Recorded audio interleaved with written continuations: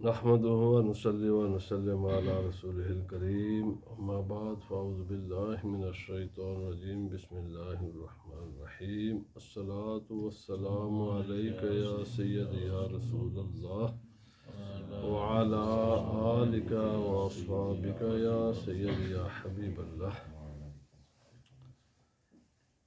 عقیدہ اہل سنت اس درس میں آج کے دو عنوانات ہیں: رسول خدا صلی اللہ علیہ وسلم کے ایمان کا مسئلہ اور آپ کے چچا حضرت ابو طالب کے ایمان کا مسئلہ،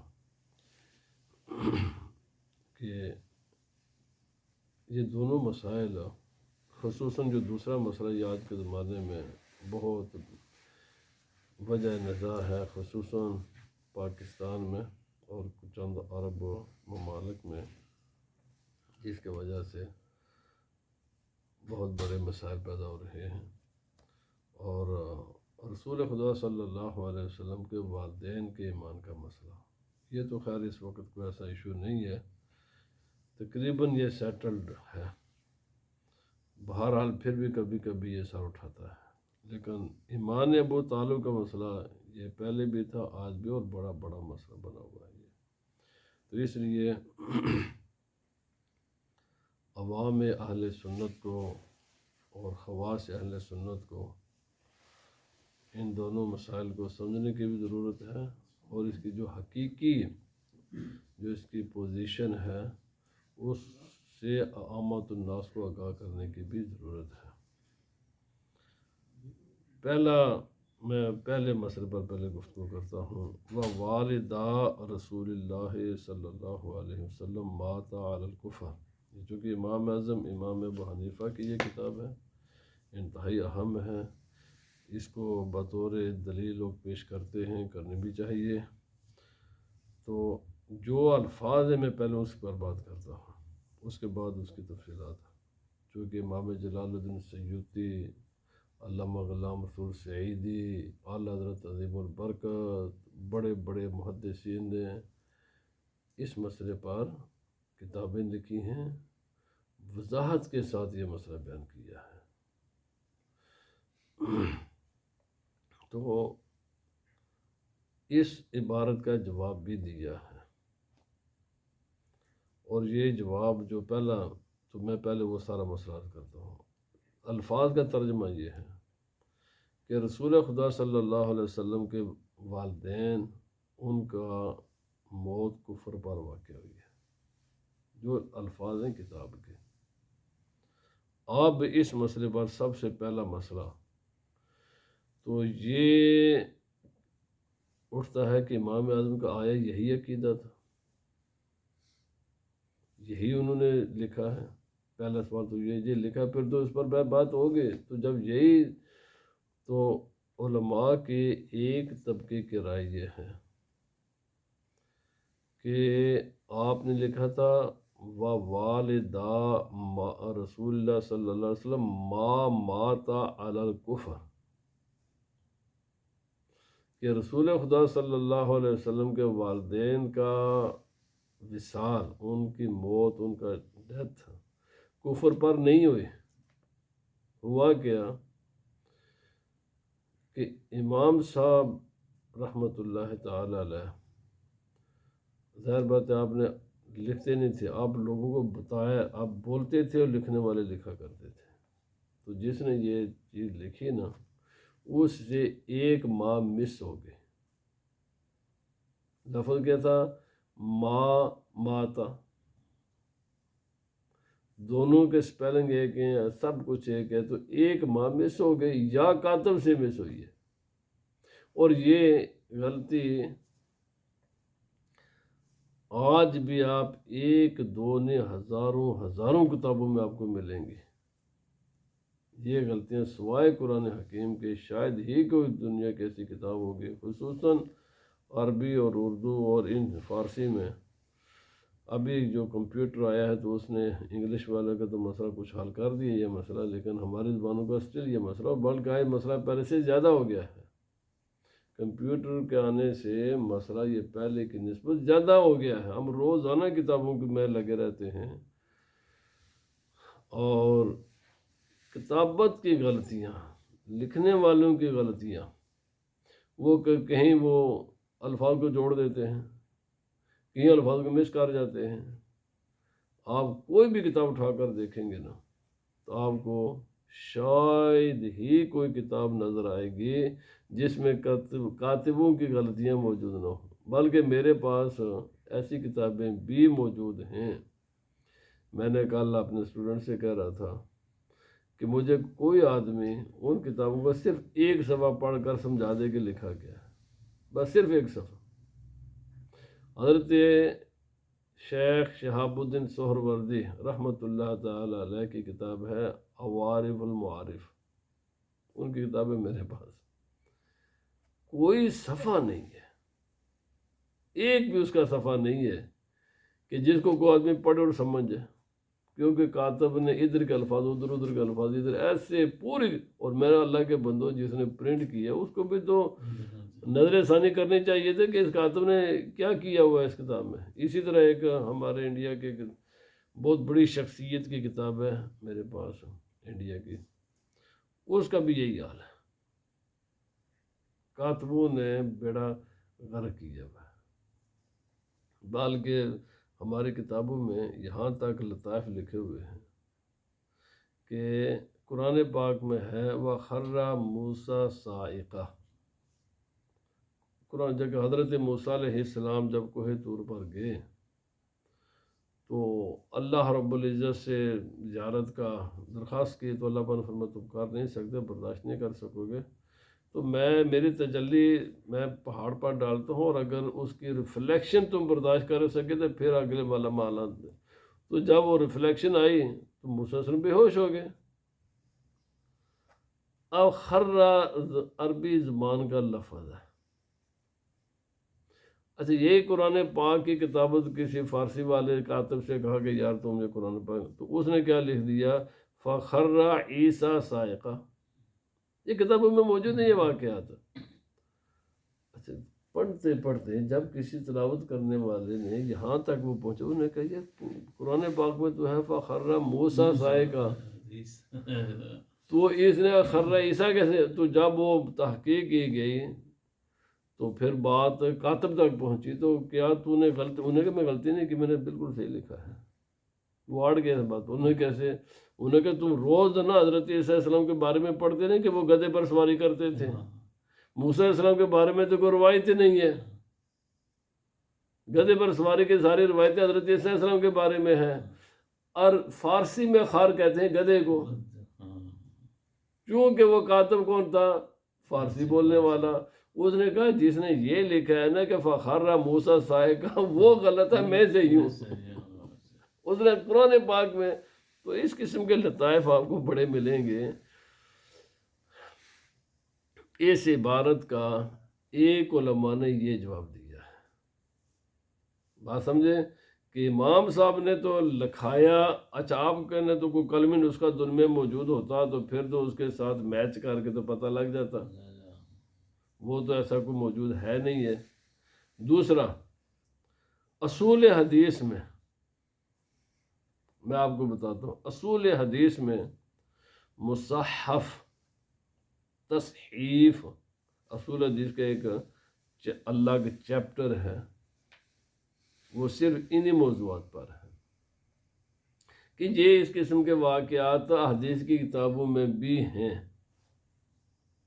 تصحیف حدیث پاک کی کتابوں میں ہے، مصحف کہتے ہیں ایسی حدیث کو. اچھا، تصحیف کا معنی کیا ہے؟ اس کے دو معنی. اس کے تصحیف کا معنی ایک تو یہ ہے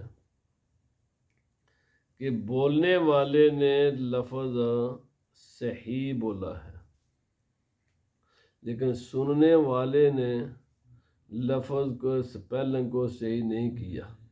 جیسے سواد اور سین اور سا کا قریب الفاظ ہے نا، سواد، سین، سا.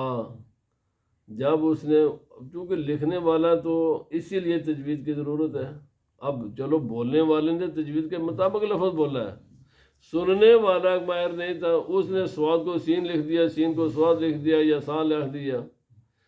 جب لفظ ایسے ہوگا تو معنی کہاں سے کہیں چلا جاتا ہے. اس کی پھر انہوں نے مثالیں دی ہیں، یہ دیکھو ایسی مزاحم اور مراجم، مصاحف اور مراجم، یہ ہوا کیا، یہ حدیث پاک میں موجود ہے یہ چیز. انہوں نے کہا یہ دیکھو یہ کاتب کی غلطی سے ہی ایسا ہے، دونوں ہی الفاظ موجود ہیں. وجہ کیا تھی پتہ کیا تھی؟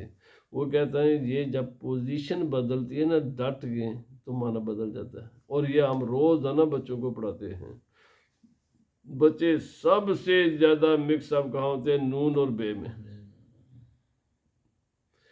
کیونکہ بے کا نقطہ نیچے ہوتا ہے نا، اور نون کا نقطہ اوپر ہوتا ہے.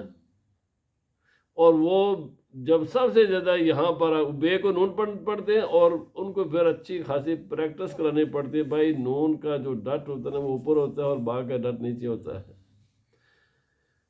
ایسے ہی ایک محدث، ایک عالم، ایک فقیہ کسی کو ڈکٹیٹ کرا رہا ہے، لکھوا رہا ہے، اس نے ڈاٹ کی پوزیشن سستی کی وجہ سے کسی وجہ سے چینج کر دی، لفظ کہیں کا کہیں بن جاتا ہے.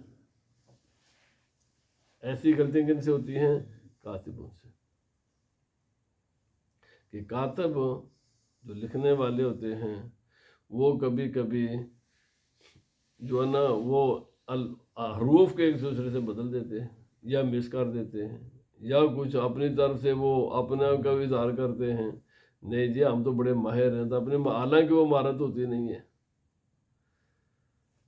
دوسرا، جو بولنے والا ہوتا ہے نا اس کی زبان کلیئر نہیں ہوتی. بولنے والے کی زبان کلیئر نہیں ہوتی. وہ ایسے کہ بعض لوگ اخیر پر الفاظ بڑا چھوٹا کر دیتے ہیں، اور سننے والے نے کلیئر لفظ سنا نہیں، پھر آپ نے خود ہی کوئی گیس کر کے وہاں پر ایک لفظ لکھ دیا. یہ مجھے اپنی ذاتی بھی یاد ہے. میں آپ کو، میرے جو استاد تھے تو وہ اکثر پان کھایا کرتے تھے، تو بڑے ایسے بھی، تو مجھے کہا جاؤ جیکٹ لے آؤ. آپ نے گھر سے مجھے بھیجا کہ آپ میرے گھر سے میری یہ کوٹی لیا، جیکٹ. میں جو گیا وہ، تو میں نے سنا کہ جاؤ گھر سے پلاسٹک لے آؤ. میں ان کے گھر گیا، میں جا کے جناب اپا جی پلاسٹک دے دو. وہ پوچھتی ان کی مسز کہ پلاسٹک، میں کدھر ہے پلاسٹک اور کیا چاہیے آپ کو؟ تو مجھے انہوں نے کیا کہا جاؤ جیکٹ لے آؤ. میں نے کیا سنا؟ پلاسٹک. چونکہ پان کھا رہے تھے نا، تو پان کھاتے وقت انہوں نے لفظ ایسے بولا کہ وہ لفظ کلیئر نہ مجھ تک پہنچا. تو میں نے جا کر، تو وہ انہوں نے کہا یہ تو میں واپس آیا، تو پھر کہا بھائی میں نے تجھے جیکٹ کہا ہے. میں نے تو اوپر گھر جا کر، میرے کہنے کا مقصد یہ ہے کہ کبھی کبھی اسی طرح جو لکھنے والے ہوتے ہیں نا، حدیث پاک میں مثال ہے، ایک حدیث پاک میں لفظ ہے احتاجارہ اور دوسری میں لفظ ہے احتاجامہ. اب فرق پتہ ہے، را بھی ایسے لکھی جاتی ہے، آپ دیکھیں را کو، آپ دیکھیں را قرآن پاک میں، اور میم، تو لفظ تھا احتاجامہ. کاتب نے کیا لکھ دیا، رے کے نو، رے کو ذرا موٹا نہ بنایا، تھوڑا بری کے رکھا، تو اس طرح لکھا کہ وہ رامان بن گئے. الفاظ دونوں حدیث پاک. یہ غلطی ہے، یہ ایسی غلطیاں کتابوں میں ہوتی ہیں. کیوں ہو جاتی ہیں؟ وہ پوری حدیث کا ایک چیپٹر ہے. اسی لیے جتنے بھی پرانے مدارس تھے وہاں پر کتابت کیا انتہا درجے کا احتیاط کی جاتی تھی کہ الفاظ کو اتنا، آپ دیکھیں پرانے علماء کی جس طرح آج یہ کہ اس سے بھی خوبصورت وہ لکھتے تھے. یعنی کتابت، ہینڈ رائٹنگ یہ ایک فن تھا اور یہ ضروری فن تھا. اسی طرح زبان کو کلیجر الفاظ کی ادائیگی یہ بہت ضروری تھا۔ کیوں کہ اگر آپ کا ایک لفظ کا آخری حصہ بھی اگر آپ نے کلیئر نہ بولا تو لکھنے والا یا سننے والا غلط سمجھ لے گا۔ لفظ پورا بولو، اول تا آخر کلیئر وائس ہونی چاہیے، تجوید کے مطابق ہوں، کیونکہ سواد، سین، سا، زا، زوا، اور ہمارے ملک میں دواد کو بھی زواد پڑھتے ہیں، اس لیے تو یہ جس کو ہم توئیں کہتے ہیں اور تا کتنے قریب قریب ہیں۔ تو اب جو یہ مسئلہ ہے، علماء کی ایک رائے یہ ہے کہ یہ امام صاحب نے تو لکھایا تھا یا لکھا تھا والدہ رسول اللہ صلی اللہ علیہ وسلم ما مات علی الکفر، کیونکہ میم دو ہونی چاہیے تھی، تو کاتب نے ایک لکھ کر اس نے بس اسی پر کافی کر دیا، تو مانا بالکل مشرق کا مغرب بنا دیا۔ سمجھ آ گئی بات؟ ایک اس کا یہ۔ ابھی میں نے ان کے ایمان پر دلائل نہیں دے رہا، ابھی میں اس عبارت کی بات کر رہا ہوں۔ دوسرا، علماء کہتے ہیں کہ ایمان اور کفر کی دو قسمیں ہیں۔ امام صاحب کی اس بات کو سمجھنے کی ضرورت ہے کہ آپ نے یہاں پر جس چیز کا ذکر کیا ہے وہ ایک قسم کا ذکر کیا ہے، اور جو علماء اس کو ثابت کرتے ہیں وہ دوسری چیز کو ثابت کرتے ہیں۔ وہ کیا ہے؟ فرمایا کفر اور ایمان، ایک ہوتا ہے حقیقی کفر اور حقیقی ایمان، ایک ہوتا ہے حکمی کفر اور حکمی ایمان۔ چونکہ یہ میری گفتگو عوام تک پہنچتی ہے، لہذا میں زیادہ ڈیپ نہیں جانا چاہتا، تو پھر وہ سنیں گے نہیں اور پھر اس کو چھوڑ دیں گے۔ حقیقی آسان لفظ میں بات کر کے میں خط آگے چلتا ہوں۔ حقیقی کفر اور یہ وہ ہے کہ جو انسان کے اس کے اندر جو مرکز ہے علم کا، عقیدے کا، یہ پھر الگ مسئلہ ہے۔ بعض علماء کی رائے ہے علم کا مرکز دل ہے، اور بعض علماء کہتے ہیں کہ علم کا مرکز دماغ ہے۔ یہ ایک الگ بحثیں ہیں، وہ فلسفے کی بحثیں ہیں، ہم ادھر نہیں جاتے۔ جو بھی ہے، دل ہے یا دماغ ہے، جو بھی ہے، دونوں کو مان لیں، کسی ایک کو مان لیں، جو بھی ہے، جو بھی مرکز ہے نا دل کا، وہ اندر کی چیز ہے، اس پر اطلاع سوائے خدا کی ذات کے کسی کو نہیں ہے۔ عقیدے پر اطلاع سوائے خدا تعالیٰ کی ذات کے کسی کو نہیں، یا جس کو خدا تعالیٰ اس پر مطلع فرما دے، جیسے رسول اللہ صلی اللہ علیہ وسلم آپ کو مطلع فرمایا، آپ کو خدا نے علم دیا ہے۔ اسی لیے تو نبی پاک صلی اللہ علیہ وسلم نے منافقین کو الگ کیا تھا نا۔ اگر ان کے دلوں کی اطلاع نہ ہوتی، ان کے کفر کی آپ کو علم نہ ہوتا تو منافقین کو مومنین سے الگ کیسے کیا تھا آپ نے؟ لیکن 70 منافقین کو اٹھا دیا تھا، ادھر سے چلے جاؤ، تم نہیں مسلمانوں کے ساتھ بیٹھ سکتے۔ تو ان کے دل کا معاملہ تھا نا، نفاق کا تعلق دل کے ساتھ ہے۔ تو فرمایا جو کفر حقیقی اور ایمان حقیقی ہے، اس کا علم سوائے خدا کے کسی کو نہیں ہوتا۔ ہاں اس کو ہوتا ہے جس کو اللہ تعالیٰ مطلع کرتا ہے، جیسے نبی پاک صلی اللہ علیہ وسلم نے فرمایا ابو بکر فی الجنہ، عمر فی الجنہ، عثمان فی الجنہ، علی فی الجنہ، طلحہ فی الجنہ، سعد فی الجنہ، سعید فی الجنہ، عبد الرحمن بن عوف فی الجنہ، زبیر فی الجنہ۔ ایک مجلس میں 10 صحابہ کرام کے نام لے کر نبی پاک صلی اللہ علیہ وسلم نے ان کو جنت کی بشارتیں دیں۔ ظاہر بات ہے جنت میں اہل ایمان کے سوا کوئی جائے گا نہیں۔ حضرت سیدہ فاطمہ کے لیے آپ نے بشارت دی، امام حسن حسین کے لیے بشارتیں دیں، صحابہ کرام کے لیے بھی بشارتیں دیں۔ تو ظاہر بات ہے نبی پاک صلی اللہ علیہ وسلم کو ان کے حقیقی ایمان کی خبر تھی، اور یہ خبر اللہ رب العزت نے ان کو یہ علم عطا فرمایا تھا، دلوں کا علم خدا نے دیا تھا۔ اسی طرح میں نے پہلے منافقین کی مثال دے دی، ان کے کفر کا، حالانکہ وہ دعویٰ کیا کرتے تھے ہم مومن ہیں، ان کا دعویٰ قرآن پاک سے ثابت ہے، لیکن نبی صلی اللہ علیہ وسلم کو ان کے اس دعوے کو قبول نہیں کیا، ان کو فرمایا تمہارے دل میں کفر ہے۔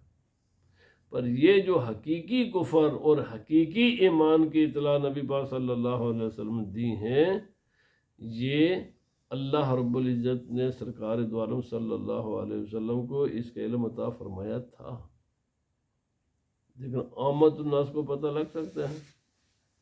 نہیں پتہ لگ سکتا۔ یہ ہے حقیقی ایمان، حقیقی کفر، اس کا علم صرف خدا کے پاس ہوتا ہے۔ ایک ہوتا ہے حکمی ایمان، حکمی کفر۔ آج کے جتنے روئے زمین پر کافر ہیں نا یا مسلمان ہیں، یہ سب حکمی مسلمان ہیں اور حکمی کافر ہیں۔ اس کا معنی کیا ہوتا ہے؟ اس کا معنی یہ ہے کہ یہ جو آدمی نے، جس نے کلمہ پڑھا یا کسی مسلمان کے گھر پیدا ہوا، ہمارے سامنے اس کا کوئی کفر سامنے نہیں آیا، ہم اس کو مسلمان سمجھیں گے اور مسلمانوں والے سب کچھ اس کے ساتھ معاملات کریں گے، اس کا جنازہ پڑھیں گے، اس کا نکاح ہوگا، اس کو وراثت میں حصہ ملے گا۔ اگر کوئی ایمان سے محروم ہو گیا، حقیقی نہیں زبانی طور پر بھی ہمارے سامنے، اس کے ساتھ نکاح بھی ناجائز ہو جائے گا، وہ وراثت سے بھی محروم ہو جائے گا، اس کا جنازہ بھی نہیں پڑھا جائے گا۔ تو فرمایا امام صاحب نے جس کا اگر اس کو مان لیا جائے تو فرمایا وہ حکمی ہے، حقیقی نہیں ہے۔ حقیقی ایمان کے آپ قائل ہیں، حکم چونکہ آپ کا وصال نبی پاک صلی اللہ علیہ وسلم سے پہلے ہو گیا دونوں کا، تو ان پر جو بھی معاملات ہوئے اسی رسم و رواج کے مطابق ہوئے جو نبی پاک صلی اللہ علیہ وسلم سے پہلے تھا، کیونکہ اعلان نبوت تو آپ کا بعد میں ہوا نا۔ تو وہ کہتے ہیں اس کا معنی پھر یہ ہے، اب ہے آیا ایکچول پوزیشن کیا ہے؟ تو میں نے جیسے کہ پہلے عرض کیا، امام جلال الدین سیوطی رحمۃ اللہ تعالی علیہ، اعلیٰ حضرت عظیم البرکت امام احمد رضا بریلوی رحمۃ اللہ تعالی علیہ، علامہ غلام رسول سعیدی رحمۃ اللہ تعالی علیہ، بڑے بڑے جو علم کے بے تاج بادشاہ علماء ہیں، انہوں نے اس مسئلے پر پوری کتابیں لکھی ہیں اور بڑے شرح و بسط کے ساتھ یہ ثابت کیا ہے قرآن و سنت کے دلائل کی روشنی میں کہ رسول خدا صلی اللہ علیہ وسلم کے والدین اہل ایمان تھے، مسلمان تھے۔ سمجھائیں گی بات؟ وہ مسلمان تھے، بس اس کی ایک دو دلیلیں دے کر، ویسے اس میں بہت سی آیات قرآن پاک میں اللہ پاک نے فرمایا کہ ہم وَتَقَلُّبُكَ فِي السَّاجِدِينَ، میرے محبوب صلی اللہ علیہ وسلم سجدہ کرنے والوں میں آپ کا آنا جانا ہم دیکھ رہے ہیں۔ اس کا معنی کیا ہے؟ فرمایا خود رسول خدا صلی اللہ علیہ وسلم فرمایا حضرت آدم علیہ السلام سے لے کر حضرت سیدنا عبداللہ رضی اللہ تعالیٰ عنہ اور حضرت آمنہ رضی اللہ تعالیٰ عنہ تک میں پاک پشتوں سے پاک رحموں کی طرف منتقل ہوتا آیا ہوں۔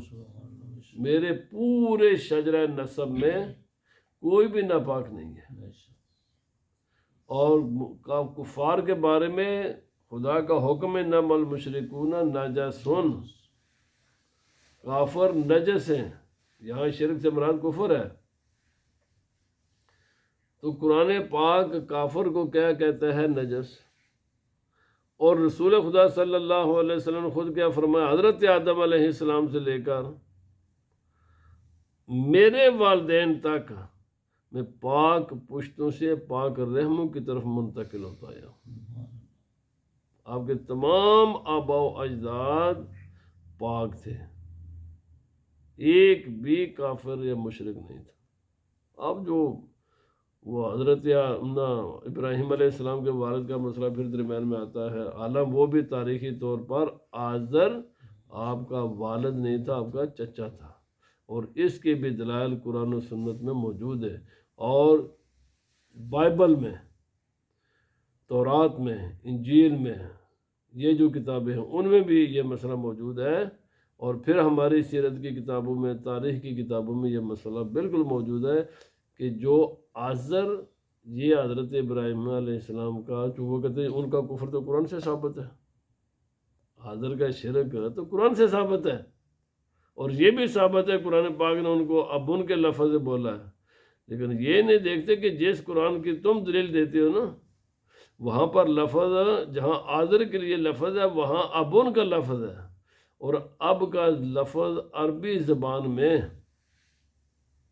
باپ کے ساتھ خاص نہیں ہے، یہ یاد رکھ لیں، عربی زبان میں باپ کے ساتھ یہ لفظ خاص نہیں ہے۔ ہماری اردو، پنجابی، میرپوری اور جو ہماری وہ علاقائی زبانیں ہیں وہاں بھی ابون کا لفظ یہ والد کے ساتھ خاص نہیں ہے۔ اب بڑے ابو کہتے ہیں جی اپنے تائے کو، اب بڑے ابو کہتے ہیں نا ہمارے پورے چھوٹے بڑے ابو اپنے تائے کو کہتے ہیں، تو ابو بھی کو بڑا چھوٹا ہوتا ہے، وہ دو ہوں گے تو بڑا چھوٹا، جب ابو جس کا منع ابون کا لفظ ہمارے کلچر میں بھی باپ کے علاوہ بھی بولا جاتا ہے، قرآن پاک نے بھی باپ کے علاوہ بولا، قرآن پاک میں تو یہ لفظ بہت بڑا ہے، اور خود نبی پاک صلی اللہ علیہ وسلم نے اس لفظ کو والد کے علاوہ بھی استعمال فرمایا ہے۔ قرآن پاک میں استاد، لیڈر، برادری کے بڑے سب کے لیے یہ لفظ استعمال فرمایا ہے، قرآن پاک نے استعمال کیا۔ اور پھر مفردات امام راغب قرآن کی ڈکشنری ہے، سب سے اتھینٹک کتاب ہے مفردات امام راغب، اس میں اس لفظ کی پوری تشریح ہے، اور وہاں پر یہ چیز موجود ہے کہ عربی لغت میں ابون کا لفظ والد کے ساتھ خاص نہیں ہے، یہ استاد کو بھی ابون، اور خود نبی پاک صلی اللہ علیہ وسلم فرمائے تیرے 3 باپ ہیں، صحابہ کرام سے فرماتی شبہ کہتی ہے، فرمایا ایک وہ جس کے گھر تو پیدا ہوا وہ بھی تیرا باپ ہے، ایک وہ جس کی بیٹی سے تو نے شادی کی تیرا سسر وہ بھی تیرا باپ ہے، اور ایک وہ جسے تو نے علم حاصل کیا وہ بھی تیرا باپ ہے۔ یہ خود نبی پاک صلی اللہ علیہ وسلم نے ابن کا لفظ 3 لوگوں کے لیے استعمال فرمایا، لہٰذا وہ آج دلیل نہیں بن سکتی کہ جو کچھ تم کہتے ہو نبی پاک صلی اللہ علیہ وسلم کے والدین میں شجرہ نسب میں کوئی بھی غیر مسلم نہیں ہے، تو اس کا کفر تو قرآن سے ثابت ہے آزر کا، لیکن کافر کے لیے دعائے مغفرت کی ممانت ہے، خود خدا تعالیٰ نے فرمایا کافر کے لیے دعائے مغفرت نہیں کر سکتے۔ یہ جو روزانہ ہم نماز میں دعا مانگتے ہیں، ربی جعلنی مقیم الصلاۃ ومن ذریتی ربنا وتقبل دعا ربنا اغفر لی ولوالدی وللمؤمنین یوم یقوم الحساب، یہ کس کی دعا ہے؟ حضرت ابراہیم علیہ السلام کی دعا ہے، اور آپ نے کہتے ہیں ربنا اغفر لی ولوالدی، اگر آپ کے والدین کافر ہوتے نا ابراہیم علیہ السلام کے، تو پھر اس دعا کا معنی کیا بنتا ہے؟ دیکھیں جو والد، اس کے لیے آپ نے لفظ والد استعمال کیا ہے، اور آزر کے لیے لفظ ابن ہے، والد کا لفظ صرف خاص ہے انسان جس کے جسم سے بنتا ہے، تو حضرت ابراہیم علیہ السلام جن کے جسم سے بنے نا، اس کے لیے اب ابراہیم علیہ السلام ہی نے خود قرآن پاک میں ہی لفظ والد استعمال کیا، تو اس لیے وہ دلیل بہت کمزور ہے کہ آزر چونکہ اس کا کفر ثابت ہے، لہذا نبی پاک صلی اللہ علیہ وسلم کے شجرہ نسب میں کوئی ایسا ہو سکتا ہے، تو بھائی وہ نہیں ہو سکتا، بہت کمزور سی دلیل ہے۔ آزر آپ کا چچا تھا، اور ان کے چچا ہونے کی دلیل صرف قرآن پاک میں نہیں ہے بلکہ بائبل میں بھی، اور جو پہلی کتاب ہے نبی پاک صلی اللہ علیہ وسلم کی سیرت پر، سیرت ابن ہشام، اس میں بھی آپ کے شجرہ نسب میں رسول اللہ صلی اللہ علیہ وسلم کے شجرہ نسب میں جب بیان کیا گیا تو حضرت ابراہیم علیہ السلام کے والد کا نام آزر نہیں ہے، طارق لکھا ہوا ہے، آپ اٹھائیں، سب سے پہلی نبی صلی اللہ علیہ وسلم کی سیرت پر کتاب ہے، اسے بے شمار اس کے تاریخی حوالہ جات ہے۔ تو اس لیے مختصر قصہ، بہت سے دلائل ذہن میں آ رہے کہ مختصر یہ ہے کہ نبی صلی اللہ علیہ وسلم کے والدین مسلمان تھے، اہل ایمان تھے۔ پھر وہ تمام بہت سی ہیں، پھر کہتے ہیں جی نبی پاک صلی اللہ علیہ وسلم نے اجازت مانگی خدا تعالیٰ سے کہ آپ یا اللہ پاک میں اپنے والدہ کی قبر زیارت کرنا چاہتا ہوں، مغفر آپ اللہ نے اجازت نہ دی، پھر دعا کی اجازت مانگی تو اللہ نے دعا کی بھی اجازت نہ دی، تو پھر اس کا کیا معنی؟ حدیث پاک ہے، بالکل ہے، مانتی ہے اس کو۔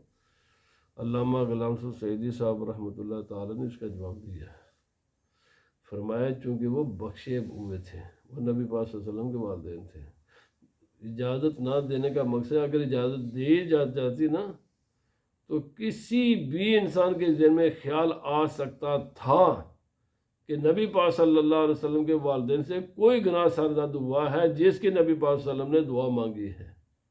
فرمایا ان کے آپ کے والدین گناہوں سے پاک تھے، اسی لیے خدا تعالیٰ فرمایا محبوب یہ دعا نہیں کرنا چونکہ آپ کے والدین گناہوں سے پاک ہیں۔ اگر آپ نے مانگی تو کسی نہ کسی انسان کے ذہن میں یہ خیال آ سکتا ہے کہ آپ کے والدین سے شاید کوئی گناہ ہوا ہوگا، تو دعا بخشش تو ہوتی ہے نا گناہ کی، تو جب آپ کے والدین سے کوئی گناہ ہوا ہی نہیں ہے تو پھر آپ دعا کس چیز کی مانگیں گے؟ جو ان کو بخشش آلریڈی حاصل ہے۔ میں یہ ٹوپی آپ کے میرے سر پر نہیں ہوگی تو میں آپ سے مانگوں گا نا، تو جب آلریڈی میرے سر پر ہے تو میں آپ سے کیا مانگوں گا؟ وہ آلریڈی بخشے ہوئے ہیں۔ تو بہت سے بڑے بڑے علماء نے اب ہے دوسرا مسئلہ، یہ زمانے کا بڑا مسئلہ ہمارے، آپ دیکھیں کتنا ادھر ابو طالب، حضرت ابو طالب کی انہوں نے نبی پاک صلی اللہ علیہ وسلم کی بڑی خدمت بھی کی ہے، اور یہ آپ کے حقیقی چچا بھی ہیں۔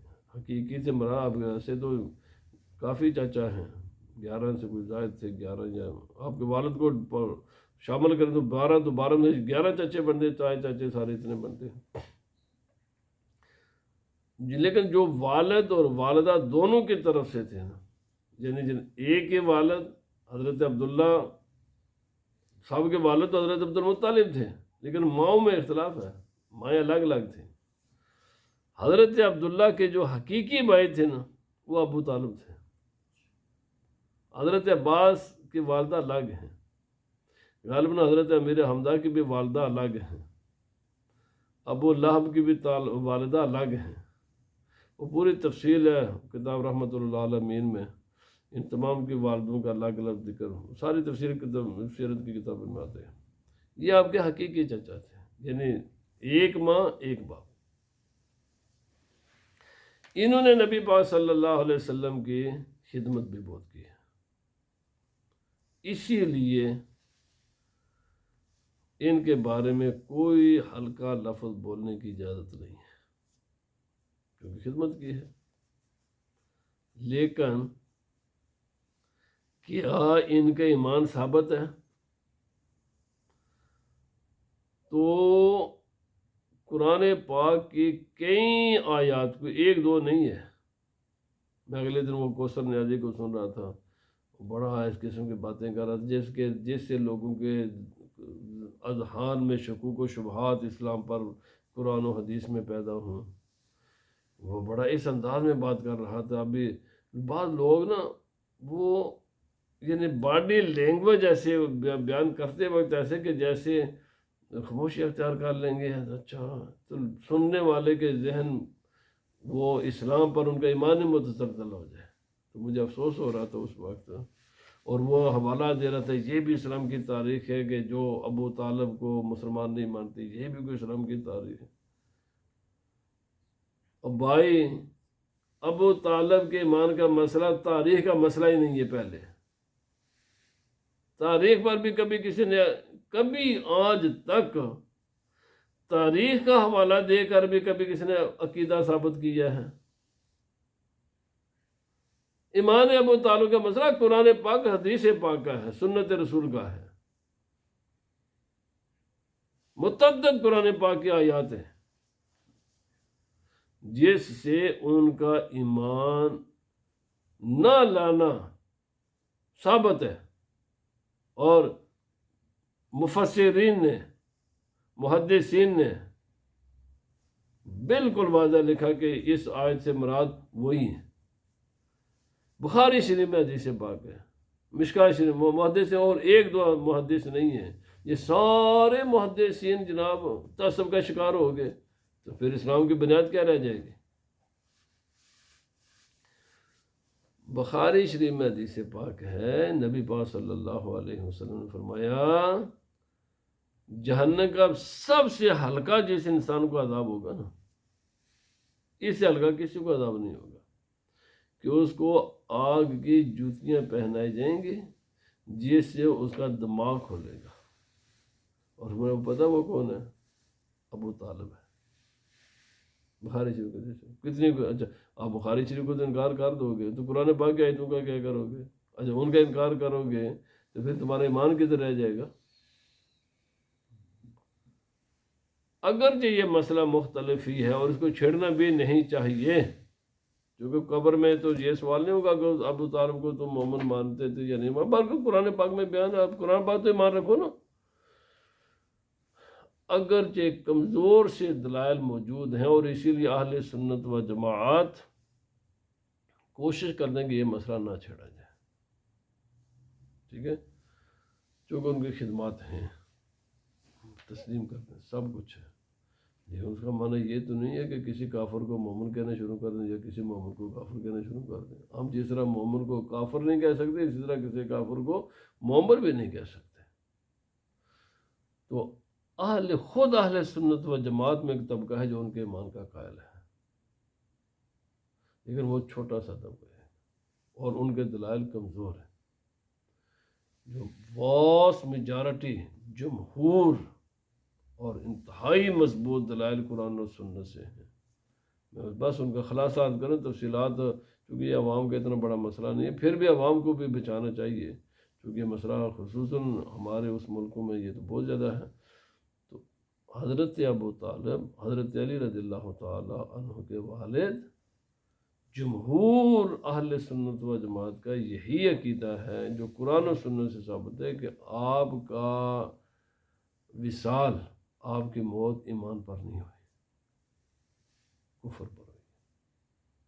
بس اتنا ہم کہیں گے، اس سے زیادہ کچھ نہیں، کیونکہ یہ حقائق ہیں، حقائق کو بھی حقائق بیان کرنا، اس میں کوئی بے ادبی نہیں ہے، کوئی گستاخی نہیں ہے، کوئی ہلکا لفظ ہم نہیں بولتے ان کے بارے میں، لیکن یہ ہے حقیقت یہ ہے کہ نبی پاک صلی اللہ علیہ وسلم نے ان سے یہ بھی فرمایا تھا جب ان کا موت واقع ہونے لگی کہ تم اگر، چونکہ سردار تھے نا، یہ آڑے آ جاتی ہے، ساری زندگی جناب میں تو یہ کہیں گے موت کے ڈر سے مسلمان نہیں ہوا، تو نبی فرمایا اگر یہ تمہیں خوف ہے نا تو میں اس کو بھی ختم کر دیتا ہوں، تم ان کے سامنے بلند آواز سے کلمہ نہ پڑھو، میرے کان میں پڑھو، پھر بھی میں قیامت کے دن تمہیں بچا لوں گا، میرے کان میں مجھے میرا کلمہ پڑھ لو، پھر بھی میں تمہاری بخشش کروا دوں گا۔ لیکن انہوں نے کان میں پڑھنے سے بھی انکار کیا تھا۔ یہ ثابت شدہ چیزیں ہیں، یہ احادیث ہے۔ تو اگر ان احادیث کا اور ان قرآن حکیم کے آیات کا تم تاریخ کہہ کر انکار کرو گے نا تو پھر پوری اسلام کی بلڈنگ دڑام کر کے گرے گی۔ اگر ایک آیت کا انکار کرو گے تو دوسری کی تو اس کی اعتماد کرنے کے آپ کے پاس کیا چیز رہ جائے گا؟ جب تم بخاری شریف کی چند حدیثوں کا انکار کرو گے، مسلم شریف کا انکار کرو گے، باقی کتب حدیث کا انکار کرو گے، تمہارے پاس باقی حدیثوں کی جو اعتماد کیا بنیاد رہ جائے گی؟ اس لیے عامت الناس کو بھی چاہیے، جو چیزیں سیٹلڈ ہیں، امام اعظم نے بھی لکھا ان کا وصال کفر پر ہوا ہے، تو یہی عقائد ہیں، یہی جمہور ہیں، یہی واس میجارٹی ہے۔ ہاں البتہ ان کے بارے میں کوئی کمزور لفظ نہیں کہنا چاہیے۔ یہ تو نبی وسلم کے چچا ہے، دوسرے انہوں نے خدمت کی ہے۔ ابو لہب وہ بھی چچا تھے، لیکن ان کے کفر پر قرآن کی آیت ہے۔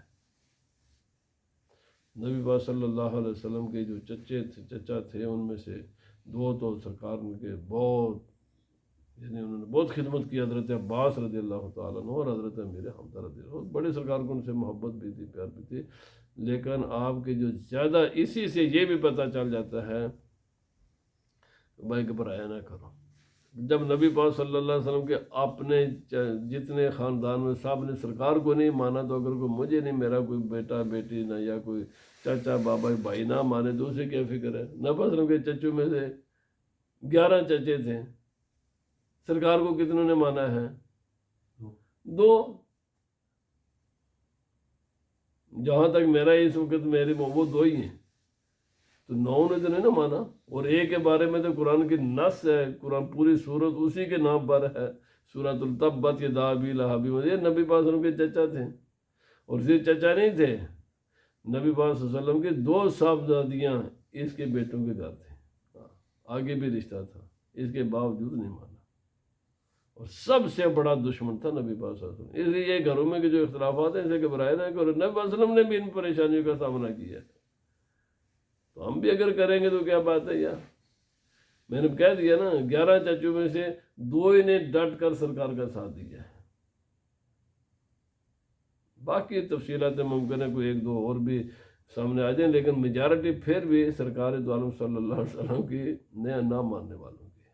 اللہ پاک ہمیں عمل کی توفیق عطا فرمائے۔